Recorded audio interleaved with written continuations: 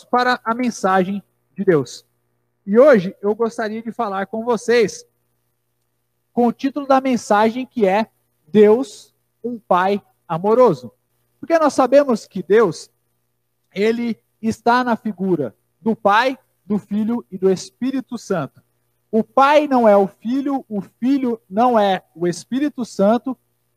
Cada um teve a sua função, cada um tem a sua função na redenção. Eles são pessoas diferentes, são a Trindade, mas nós sabemos que todos eles são um só Deus, né? E hoje eu gostaria de falar de Deus como o Pai, Deus, o Pai amoroso, tá certo?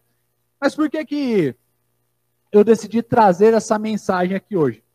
Vamos compartilhar o texto que está em Lucas, capítulo 15, do versículo 11 até o versículo 32, que nós vamos ver a respeito dessa mensagem. Lucas, capítulo 15, do versículo 11 ao versículo 32. Vamos então para a leitura. Ele diz assim: continuou, certo homem tinha 2 filhos. O mais moço deles disse ao pai: Pai, dá-me a parte dos bens que me cabe. E ele lhes repartiu os haveres. Passados não muitos dias, o filho mais moço, ajuntando tudo o que era seu, partiu para uma terra distante e lá dissipou todos os seus bens, vivendo dissolutamente. Depois de ter consumido tudo, sobreveio àquele país uma grande fome e ele começou a passar necessidade. Então, ele foi e se agregou a um dos cidadãos daquela terra, e este o mandou para os seus campos a guardar porcos. Ali desejava ele fartar-se das alfarrobas que os porcos comiam, mas ninguém lhe dava nada. Então, caindo em si, disse: Quantos trabalhadores de meu pai têm pão com fartura, e eu aqui morro de fome? Levantar-me-ei e irei ter com o meu pai, e lhe direi: Pai, pequei contra o céu e diante de ti. Já não sou digno de ser chamado teu filho. Trata-me como um dos teus trabalhadores. E levantando-se, foi para seu pai. Vinha ele ainda longe, quando seu pai o avistou, e compadecido dele, correndo, o abraçou e beijou. E o filho lhe disse: Pai, pequei contra o céu e diante de ti. Já não sou digno de ser chamado teu filho. O pai, porém, disse aos seus servos: Trazei depressa a melhor roupa, vestiu, ponde-lhe um anel no dedo e sandálias nos pés. Trazei também e matai o novilho cevado. Comamos e regozijemo-nos, porque este meu filho estava morto e reviveu, estava perdido e foi achado. E começaram a regozijar-se. Ora, o filho mais velho estivera no campo, e quando voltava, ao aproximar-se da casa, ouviu a música e as danças. Chamou um dos criados e perguntou-lhe o que era aquilo. E ele informou: Veio teu irmão, e teu pai mandou matar o novilho cevado, porque o recuperou com saúde. Ele se indignou e não queria entrar. Saindo, porém, o pai procurava conciliá-lo. Mas ele respondeu a seu pai: Há tantos anos que te sirvo, sem jamais transgredir uma ordem tua, e nunca me deste um cabrito sequer, para alegrar-me com os meus amigos. Vindo, porém, esse teu filho, que desperdiçou os teus bens com meretrizes, tu mandaste matar para ele o novilho cevado. Então lhe respondeu o pai: Meu filho, tu sempre estás comigo, tudo que é meu é teu. Entretanto, era preciso que nos regozijássemos e nos alegrássemos, porque esse teu irmão estava morto e reviveu, estava perdido e foi achado. Amém? Irmãos, eu tive uma situação muito engraçada essa semana com a minha filha, que me trouxe à lembrança essa passagem. O que aconteceu? Eu estava lá na minha casa, dando uma fruta para ela, e a fruta era melancia. Então vocês imaginem a bagunça que não foi para dar melancia para minha filha. Eu fiz tudo certinho. Eu coloquei no prato, eu amassei bem a melancia, e aí eu comecei a dar a fruta para minha filha. E vejam, ela gosta muito de comer, mas em determinado momento, ela começou a fazer algumas manhas. Ela começou a fazer algumas brincadeiras, no qual ela tirava o lenço que eu coloquei no pescoço dela para não cair melancia na roupa, ela começava a balançar o lenço, ela começou, em um determinado momento, a querer pegar a melancia dentro do prato, ela estava fazendo a bagunça dela, e toda vez que eu falava assim, não, você não pode fazer isso, não, você não pode fazer isso, ela ficava dando risada de mim, e chegou um momento em que ela até quase derrubou todo o prato na nossa sala. E eu estava sozinho, minha esposa estava trabalhando, né? E aí o que aconteceu? Eu estava desesperado em um determinado momento, eu estava pensando, nossa, o que eu posso fazer aqui nesse sentido? Porque eu estou querendo o melhor para minha filha, eu estou alimentando ela, estou deixando o babador aqui na roupa dela para que não caia, e ela não está nem aí para essas coisas, ela está só fazendo o que é errado, e está insistentemente fazendo o que é da vontade dela, sendo que eu estou tentando fazer o melhor para ela. E aí o Espírito Santo tocou no meu coração, me mostrando quantas vezes nós, como seres humanos, não agimos como a minha filha e fazemos birras com o nosso Deus, nós fazemos aquilo que está na nossa vontade, e Deus, sendo um Pai amoroso, Ele continua com todo cuidado, com toda paciência, longanimidade, esperando que entremos no caminho certo e que nos arrependemos daquilo que nós estamos fazendo e voltemos para os seus caminhos, para a sua vontade, porque a sua vontade é o melhor que existe para nós. Vejam bem, irmãos, eu não estou querendo comparar de qualquer forma a minha condição de pai com Deus, o nosso Pai. Porque Deus é perfeito como Pai. Eu não sou um pai perfeito. E eu também não estou querendo comparar o amor de Deus por nós com o meu amor pela minha filha. Mas, de tudo que estava acontecendo, em determinado momento, eu cheguei a perder um pouco da paciência. Eu fiquei, às vezes, um pouco bravo com ela, apesar de minha esposa falar, essa é somente a bronca que você dá nela? É só isso que você fala? Não, não pode? Ou alguma coisa assim desse tipo? Mas é que quando a gente tem filho, o nosso coração derrete, o nosso coração já não é mais tão duro quanto era antigamente. Mas eu prometo permanecer firme na disciplina da minha filha. Mas mesmo assim o Espírito Santo tocou no meu coração e falou, tá vendo? Assim é Deus conosco, com paciência, longanimidade. Eu fiquei, eu acho que uns 40, 50 minutos para dar comida para minha filha. Chegou um momento que eu falei para ela, tá bom, você não quer mais comida? Então não vou te dar mais comida, chega, acabou. Coloquei o prato na pia, peguei ela e fomos para uma outra atividade.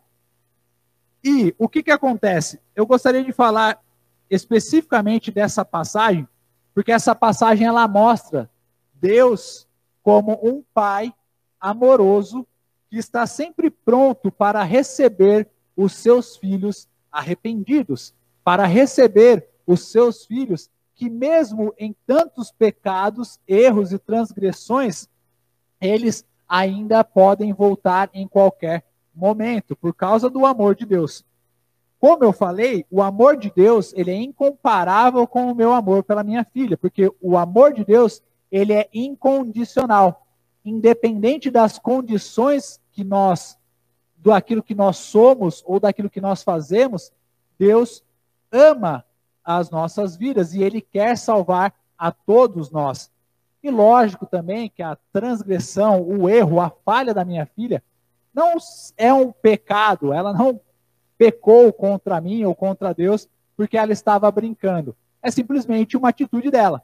Mas, muitas vezes, nós agimos assim com os nossos pecados e com a nossa insistência em algo que está errado. Aqui nessa passagem específica, o Senhor Jesus Cristo está falando a respeito da parábola do filho pródigo. Muitos conhecem essa parábola, inclusive ela passou muitas e muitas vezes em desenhos de televisão. Mas qual é a situação, qual é o contexto dessa passagem. Primeiro, eu gostaria de falar com vocês e começar no capítulo 15, versículo 1, porque ali a gente vai ver o início do que está acontecendo. O Senhor Jesus Cristo, a palavra nos diz assim: aproximavam-se de Jesus todos os publicanos e pecadores para o ouvir, e murmuravam os fariseus e os escribas, dizendo: este recebe pecadores e come com eles. A palavra nos diz que o Senhor Jesus Cristo veio para aqueles que estavam doentes. Ele não veio para aqueles que eram sãos ou sadios. Jesus veio exatamente para os pecadores. Jesus veio exatamente para os publicanos, para as prostitutas, para os endemoniados, para todas as pessoas que precisam do Senhor Jesus Cristo. E aqui o que acontece? Eu creio, através do estudo das Escrituras, que eles estavam em um jantar na casa de um fariseu. E isso era um sábado. Nós podemos ver no capítulo 14, versículo 1, a reunião que estava acontecendo. Porque ele diz assim: aconteceu o quê? Ao entrar ele num sábado, na casa de um dos principais fariseus para comer pão, eis que o estavam observando. Depois ele continua no capítulo 14, versículo 12, dizendo o seguinte: disse também ao que o havia convidado: quando deres um jantar ou uma ceia, não convides os teus amigos, nem os teus irmãos, e aqui vocês podem ver o restante. Então eu creio que ele estava na casa de um fariseu, jantando, ceando com esse fariseu e com uma multidão, com muitas outras pessoas nessa casa, porque era normal naquela época eles terem um pátio grande em suas casas e servirem janta, almoço ou nas festas para várias e várias pessoas. Apesar de nós termos uma quebra no capítulo 14, versículo 25, eu acredito que eles ainda estão falando nesse mesmo evento do jantar, porque no capítulo 15, versículo 2, ele fala que Jesus estava comendo com pecadores e com publicanos. O que eram os publicanos, para quem não conhece? Publicanos eram aqueles cobradores de impostos, os nossos famosos fiscais da Receita Federal. Só que naquela época eles não cobravam impostos para a nação na qual eles viviam. Eles cobravam impostos para o Império Romano, que estava subjugando a nação de Israel, que estava oprimindo a nação de Israel. Então o israelita, ele tinha muita raiva do publicano, porque o publicano, ele pegava todos os impostos para levar para o Império Romano, e não para a nação de Israel. Então por isso que eles eram tão odiados pelos israelitas. E pecadores também jantavam com o Senhor Jesus Cristo, estavam comendo com ele. Com isso, os fariseus, que eram os religiosos daquela época, junto com os escribas, que também eram religiosos, mas que conheciam a palavra de uma maneira extraordinária e que faziam cópias da palavra de Deus, eles olharam, viram Jesus comendo com os pecadores, os publicanos, as prostitutas, os bandidos. Eles olharam e falaram assim: poxa vida, esse homem que se julga tão santo, ele anda com essa estirpe, ele anda com esse povinho, ou ele anda com essa gentalha, como diria a dona Florinda, né? Não ande com essa gentalha. Mas foi exatamente isso que o Senhor Jesus Cristo veio fazer. Ele veio para salvar pecadores, no qual eu me incluo. Eu sou um pecador salvo pelo Senhor, pela graça do Senhor. Nenhum benefício, nenhuma obra eu poderia ter feito para ser salvo, se não fosse pela graça dele. Então, o Senhor Jesus Cristo, ele sendo muito inteligente e sendo Deus também, ele sabia o que esses fariseus e escribas estavam falando a respeito dele. E aí ele começou a contar parábolas sobre os pecadores que se arrependiam e o amor de Deus por esses pecadores arrependidos. Com isso, ele contou a parábola das ovelhas perdidas, daquelas 99 que o pastor deixa no deserto para encontrar a 100ª. Ele fala também a respeito da outra parábola, que é da mulher que acha uma dracma que estava perdida em sua casa e quando acha faz uma festa, proclama para todas as pessoas que achou aquela dracma, e ele fala a respeito também da parábola do filho pródigo. Uma vez explicado todo esse contexto, nós passamos a explicar sobre o filho pródigo, que é o tema aqui da nossa mensagem de hoje, que é o título da nossa mensagem. E aí o que acontece? Ele vem falando a respeito desse filho mais novo, porque tinha um fazendeiro, ou um homem que morava no campo, que tinha 2 filhos. O mais velho, que sempre ficou com ele, e o mais novo, que em um determinado momento na sua vida, na sua rebeldia, ele decide chegar ao pai dele e falar: pai, eu quero todos os bens que me cabem. Ou seja, o que ele estava falando ali? Ele estava falando o seguinte: pai, eu quero a herança que me cabe. E nós sabemos que para recebermos uma herança, a pessoa tem que morrer primeiro para passar a herança para os seus filhos. Mas esse rapaz aqui, ele não se importava do relacionamento que ele tinha com o pai. Ele só se importava com o dinheiro que o pai possuía. Não somente ele, mas o outro irmão, o mais velho, também tinha essa mesma visão, esse mesmo pensamento. E assim é a nossa relação com Deus quando nós estamos afastados dele. Aqui o Senhor Jesus Cristo está falando a respeito das pessoas que se afastam do Senhor Jesus Cristo. E o filho mais velho representa os escribas e os fariseus que estavam reclamando porque os filhos mais novos estavam voltando para a casa do pai, estavam aceitando a mensagem do evangelho do nosso Senhor Jesus Cristo e querendo se tornar filhos de Deus. E aí o que acontece? Esse rapaz aqui, ao pegar o seu dinheiro, ele viajou para um outro país. E ao viajar para esse outro país, ou para essa outra cidade, ele foi e gastou todos os seus bens.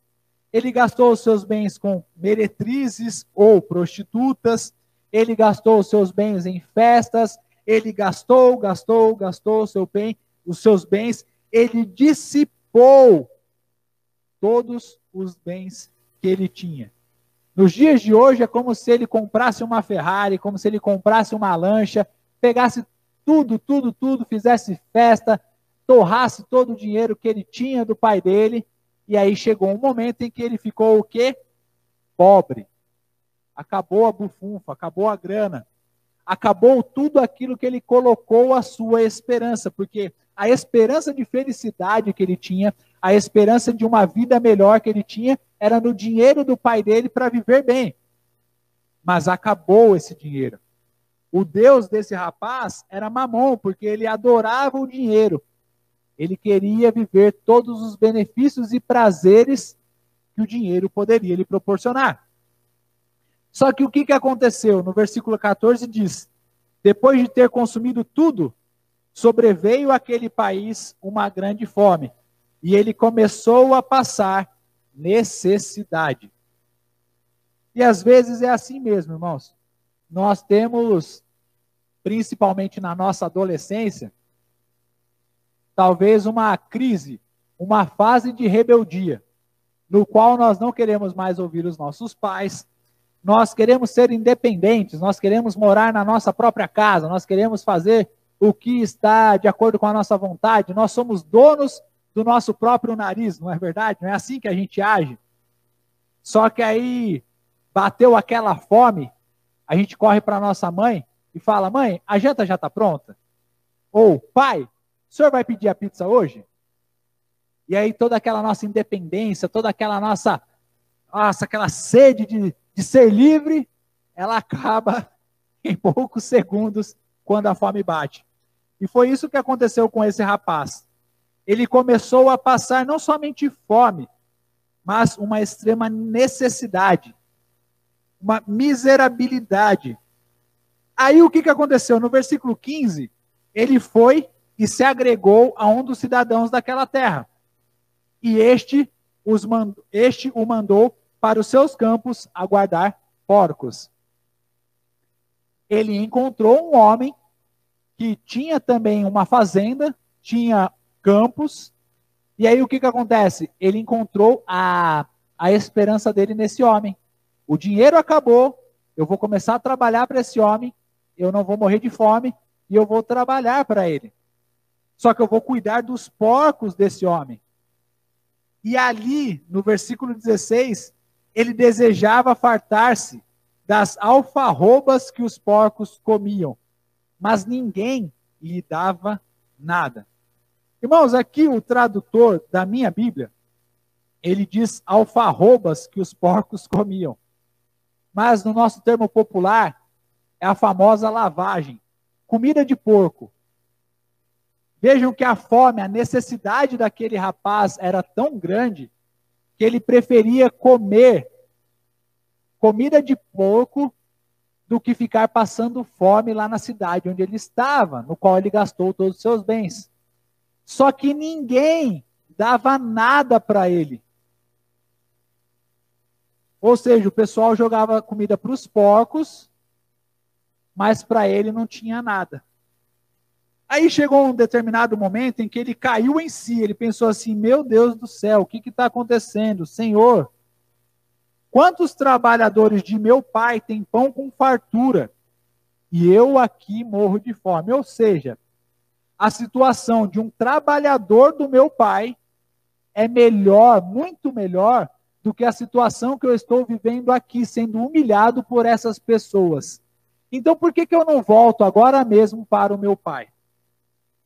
E aí, nós sabemos tudo o que acontece na história.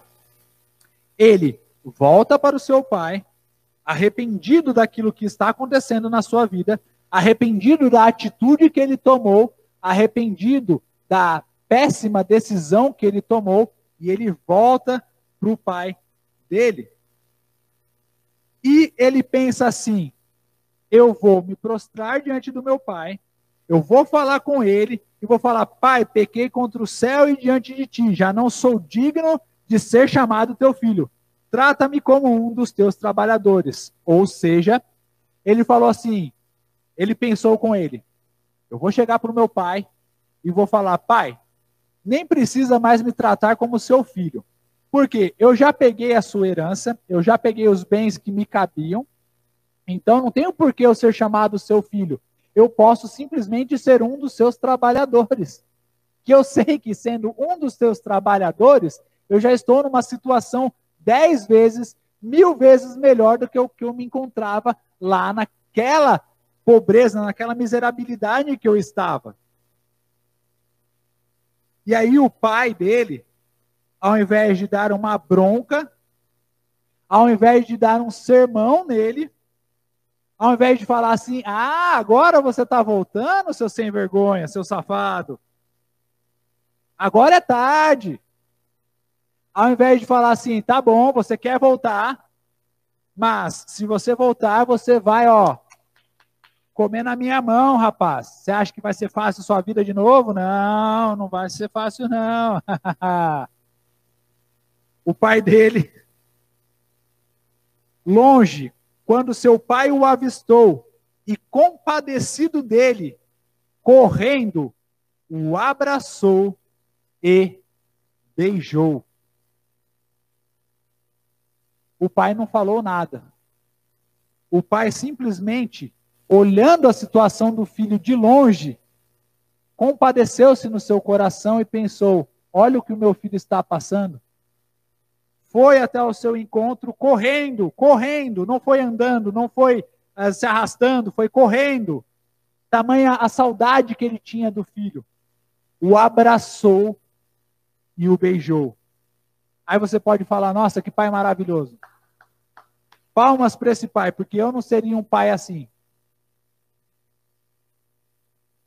Mas não somente isso.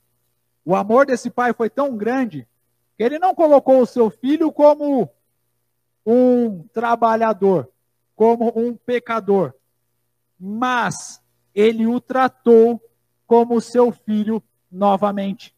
E no versículo 22 ele diz, trazei depressa a melhor roupa, vestiu-o, põe um anel no seu dedo, que o anel representava exatamente isso, de que ele é o meu filho, e sandálias nos pés. trazei também e matai o novilho cevado. Comamos e regozijemo-nos, ou seja, vamos comer, vamos fazer festa, vamos ficar alegre, porque este meu filho estava morto e reviveu, estava perdido e foi achado. E começaram a alegrar-se, a regozijar-se. Vejam o tamanho do amor desse pai pelo seu filho que estava arrependido. E com isso, irmãos, a explicação eu termino por aqui. A outra parte eu não vou explicar, porque eu trago as lições dessa noite para as nossas vidas e a aplicação para elas. A primeira aplicação e a primeira lição que eu gostaria de trazer para você é: caia na real. Pare de querer se alimentar da lavagem do mundo e volte a se alimentar na mesa do Pai. Versículos 15 a 17 mostra o garoto nessa situação no qual ele queria, ele desejava, ele ansiava por comer da lavagem que era dada aos porcos, da alimentação que era dada aos porcos. A alimentação que é jogada para os porcos, aí você pode até falar, pastor, hoje em dia é só ração, porque a carne suína não pode ter doença, tem que estar boa lá na mesa da pessoa, no nosso churrasco. Tá bom, eu até aceito isso. Mas naquela época, irmão, vocês acham que eles comiam ração da melhor? Vocês acham que tinha lá um programa na televisão só para te mostrar como que você deve alimentar seu porco? Não. Era comida da pior qualidade. O que sobrava da mesa dos reis era dada para os servos. E o que sobrava da mesa dos servos era jogada para os animais, para os porcos. Talvez até mesmo para os principais animais. Cavalo, cachorro. E o que sobrasse daí era jogado para os porcos, para que eles se alimentassem. Ele tinha do bom e do melhor na sua casa, mas ele queria continuar, ele estava lá se alimentando, ele desejava fartar-se dos alimentos que tinha para os porcos. E por que eu disse, pare de querer se alimentar da lavagem do mundo e volte a se alimentar na mesa do Pai? Porque chegou um momento em que esse rapaz caiu em si. Ele fala aqui no versículo 17, então caindo em si, ou seja, ele caiu na real. Ele teve um estalo na cabeça, ele teve um insight, que é o que o pessoal diz hoje em dia. E ele falou assim, peraí, lá na casa do meu pai era muito melhor a comida. Até os servos se alimentavam melhor do que eu estou me alimentando aqui. E quantas vezes nós estamos nos alimentando das coisas ruins que existem no mundo, porque nós estamos na nossa insistência, nós estamos na nossa dureza de alma, nós estamos na nossa dureza de coração. E ao invés de nós cairmos na real, cairmos em nós mesmos assim, pensarmos, opa, peraí, o que o mundo está me oferecendo? É melhor eu voltar para a casa do meu pai. Quantas e quantas pessoas estão sofrendo na vida pelas consequências do seu pecado, mas, ao invés de caírem na real e viverem uma vida plena com Deus, preferem continuar no pecado, no mundo, vivendo as suas alegrias momentâneas, vivendo as suas alegrias passageiras, porque não querem dar o braço a torcer, porque não querem tirar a dureza do seu coração e voltar arrependido aos pés do Pai, através da cruz, do sacrifício de Jesus para as nossas vidas.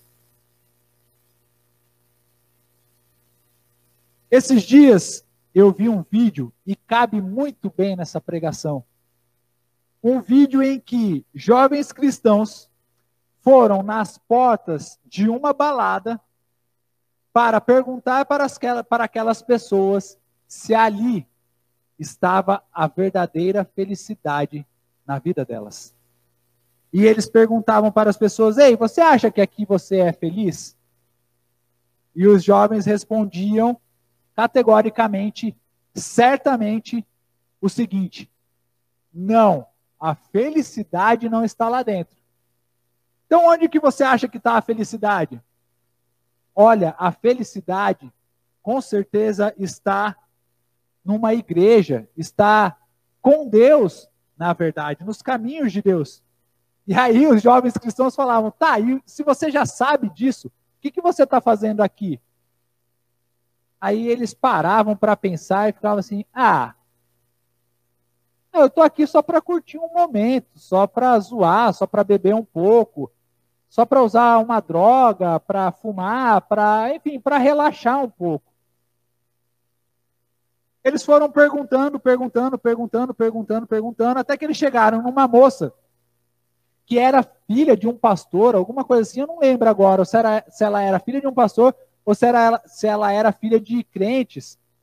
E aí aquela moça disse o seguinte: eu sei que a felicidade não está aqui, mas na minha vida eu tive sexo fora do casamento, eu tive fornicação, e aí o que aconteceu? Eu tive um filho, uma filha, e eu tenho vergonha de voltar para a igreja, porque eu sei que as pessoas que podem estar lá, ou as pessoas que me conheciam, vão me julgar por aquilo que eu fiz. E, ao invés dela não se preocupar com isso e voltar para a casa do pai, cair na real, aí foi que, graças a Deus, foi o que ela conseguiu cair na real, porque ela falou: não, vocês estão certos, eu vou rasgar aqui agora o bilhete da balada e vou voltar correndo para a casa do pai. Foi isso que aconteceu naquele vídeo. Depois eu posso até compartilhar com os irmãos. É exatamente isso que nós precisamos fazer em nossas vidas. O mundo só está nos oferecendo alegria momentânea, coisas passageiras nessa terra. Nós precisamos nos lembrar daquilo que é eterno. Uma vida eterna com Deus. E vejam bem, irmãos, não é somente a vida eterna que Deus quer nos dar. Aqui nessa terra também Ele quer nos dar uma nova vida cheia de bênçãos e maravilhas. Teremos dificuldade? Com certeza, todos nós passamos por dificuldade. Mas ainda assim, nessa vida, nos alimentarmos na mesa do Pai é muito melhor do que nós nos alimentarmos lá da lavagem que o mundo nos oferece. O que o mundo pode te oferecer aí fora? Curtição? Festa? Aí tem uma pregação de um pastor, que é o Cláudio Duarte. Ele fala assim: na balada o pessoal fica lá tuc, tuc, tuc, tuc, tuc, tuc, tuc, tuc, tuc, tuc, tuc, tuc, tuc, tuc, tuc. Tuc, tuc, tuc, tuc, tuc, tuc, tuc, tuc. Isso aí é curtir a vida? Nossa, que legal, hein? O que isso daí está acrescentando para você? O que isso daí está te dando? Daí é lavagem que o mundo te oferece. Só que na sua necessidade interna, na sua fome por Deus, você acaba se alimentando daquilo que o mundo te oferece. Eu vou encher a cara. Eita, beleza, eu vou tomar um copo, ei, maravilha. Mas eu vou encher a cara, tal. Aí chego em casa, eu brigo com os filhos, eu brigo com a esposa, eu isso, eu aquilo. Isso é ser feliz, isso é ser alegre. Isso é o alimento que nós estamos precisando para as nossas vidas. É só lavagem atrás de lavagem. O Senhor Jesus Cristo, quando falou com aquela mulher, e eu já estou encerrando, tá, pessoal? O Senhor Jesus Cristo, quando falou com aquela mulher, lá em João capítulo 4, a mulher samaritana, ele estava falando para ela o seguinte: eu sei que você não tem marido, porque esse homem que está com você não é o seu marido, e você já teve outros inúmeros maridos. E a mulher viu realmente que a felicidade dela estava nas coisas terrenas. Estava em procurar um marido. na lavagem do mundo. E quando ela encontrou Jesus, ela encontrou a razão do seu viver. Então a gente precisa, irmãos, nós precisamos parar de nos alimentarmos dessas coisas terríveis que o mundo tem para nos oferecer, porque isso não é a razão das nossas vidas, isso não é o motivo da nossa alegria, da nossa verdadeira felicidade. A nossa felicidade está em comermos na casa do Pai, na mesa do Pai. A segunda lição que eu gostaria de passar é: não importa o que você fez, o amor de Deus é maior que os seus pecados.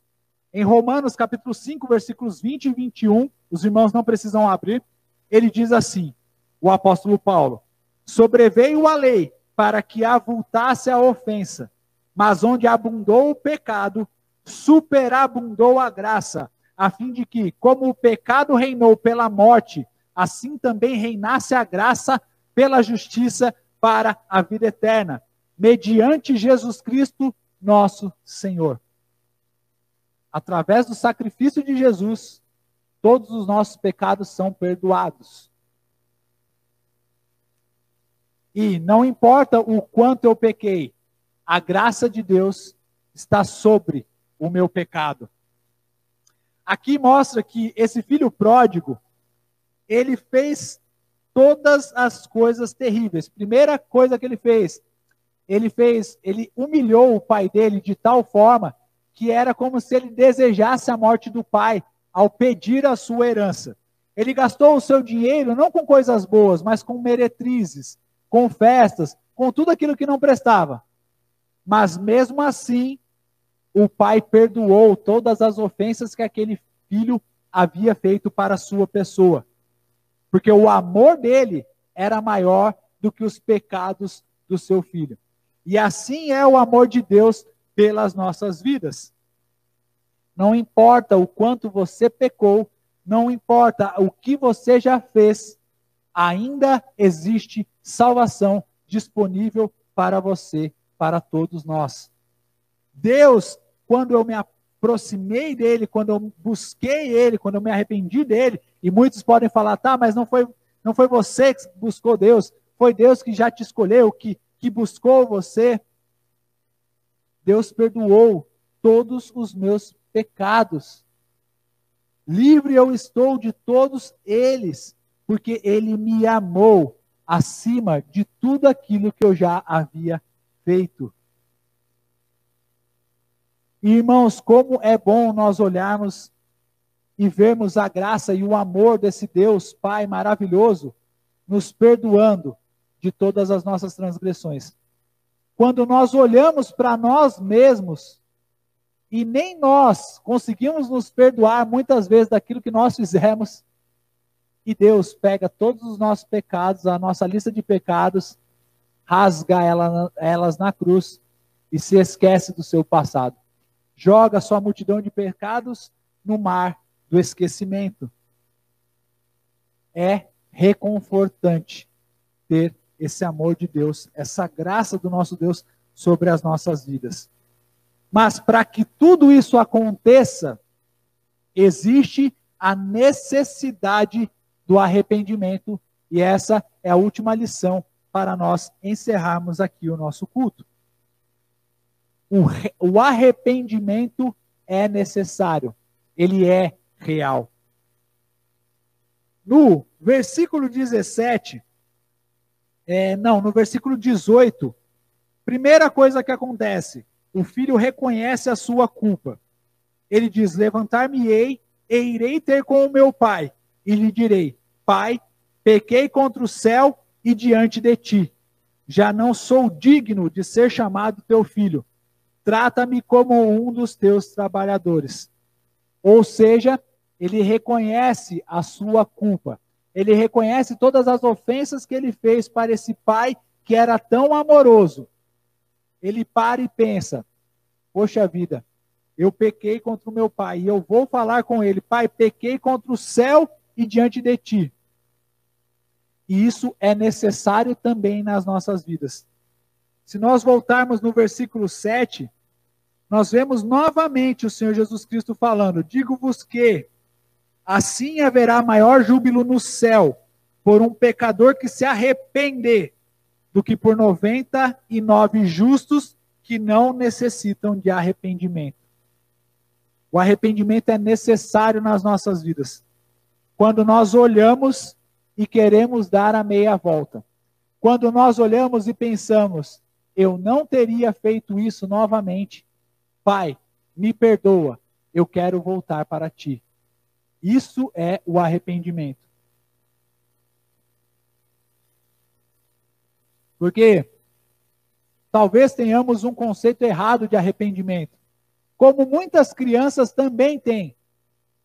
Quantas e quantas pedem desculpas para o pai e para a mãe, mas voltam a cada 2, 3 segundos e fazem a mesma coisa errada. Elas não estão arrependidas. Elas estão somente com a sua consciência pesada por aquilo que elas fizeram, mas não estão arrependidas de fato. Elas vão até o papai e até a mamãe e falam: papai, mamãe, me desculpa, eu não vou fazer de novo. E aí depois vai lá e muitas vezes coloca o dedo na tomada, vai lá e faz birra, vai lá e briga, vai lá e joga as coisas no chão novamente. Isso não é arrependimento. O arrependimento verdadeiro é uma mudança de comportamento. E para nós voltarmos de fato à presença do Pai, nós precisamos nos arrepender dos nossos pecados. Nós precisamos ter a consciência, como desse garoto aqui do texto bíblico, que ele fala: pai, eu sei que eu pequei contra o céu. Me trata como um teu servo. Eu não sou digno. Eu não mereço o teu perdão. E assim deve ser em nossas vidas também. Pai, eu pequei contra o Senhor nisso. Eu não sou digno de ti, mas eu sei que através do sacrifício do teu filho Jesus, que é digno de todas as coisas, eu posso me aproximar do Senhor novamente. Eu pretendo ter uma vida diferente daqui para frente. O Senhor pode me ajudar? Isso é o arrependimento, que muitas vezes já não é mais pregado entre as pessoas, entre as igrejas. Porque arrependimento não cai muito bem. Deus te ama da maneira que você é e você pode ter a vida que você quiser. Deus não está se importando com as suas atitudes, Deus não está se importando como você anda no meio dos homens. E isso não é verdade. A verdade é que precisamos nos arrepender. E quando nos arrependemos, temos os nossos pecados perdoados.